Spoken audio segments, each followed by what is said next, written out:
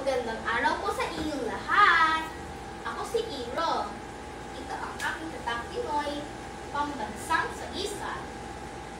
Ito ay ang pinakamahalagang sagisag ng ating bansa, ang watawat ng Pilipinas. Ang ating watawat ay sumasagisag sa kalayaan ng mga Pilipino. Ang ating mga bayani ay nagbulis ng kanilang buhay upang makamit ang ating kalayaan. 3, kulay ng watawat. Bughaw, simbolo ng kapayapaan.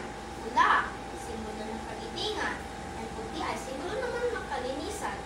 Ang uri at dangal ng mga Pilipino. Ang 3 bituin naman ay sumisimbolo sa 3 malaking isla: Luzon, Visayas at Mindanao. Ang 8 sinag ng araw ay kumakatawan sa 8 lalawigan. Ay unang lumaban upang ipagtanggol ang ating bansa. Ang watawat natin ay opisyal na itinaas sa bahay ni Emilio Aguinaldo, located sa Kawit, Cavite, noong Hunyo 12, 1898.